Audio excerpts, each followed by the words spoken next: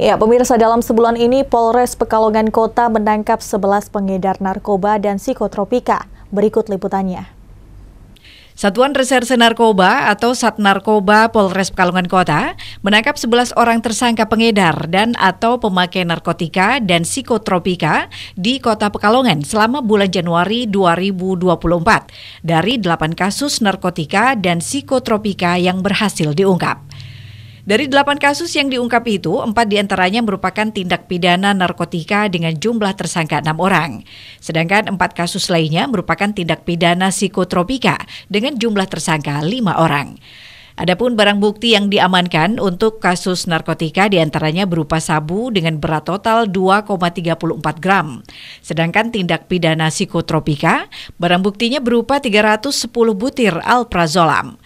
Kapolres Pekalongan Kota AKBP Doni Prakoso Widamanto didampingi Kasat Narkoba Ibtu Iwan Sujarwadi dalam konferensi pers di Mapolres Pekalongan Kota menjelaskan bahwa pengungkapan kasus narkotika dan psikotropika ini merupakan hasil dari KRYD menjelang pemilu 2024.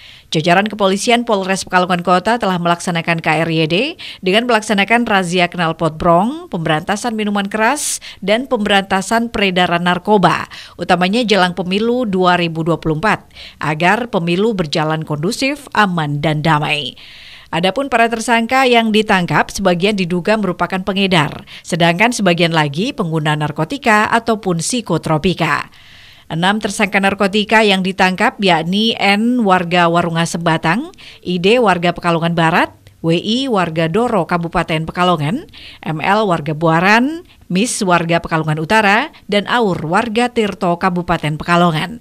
Sementara 5 tersangka kasus psikotropika yakni TI warga Pekalongan Barat, BS warga Pekalongan Utara, MD warga Pekalongan Barat, RA warga Buaran, dan IS warga Buaran Kabupaten Pekalongan.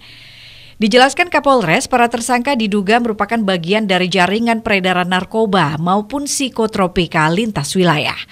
Pekalongan Kota melalui Satgas Narkoba selama bulan Januari, kurang lebih sekarang tanggal 31 atau akhir dari hasil kegiatan itu berhasil melakukan mengungkap sejumlah 4 kasus untuk tindak pidana narkotika, 4 kasus untuk tindak pidana narkotika dan 4 kasus juga untuk psikotropika. Jadi total ada 8 kasus. Jumlah tersangka itu ada 11. Sekarang ada di belakang kita ini. Yang 1 sudah kita titipkan di lapas, sedangkan yang 10 masih kita handle.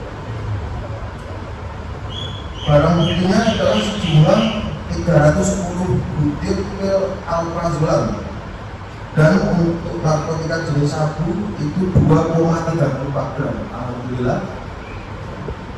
Kemudian untuk inisial tersangka tindak pidana psikotropika yaitu 5 orang, itu inisial TI 27 tahun, alamat Pekalongan Barat.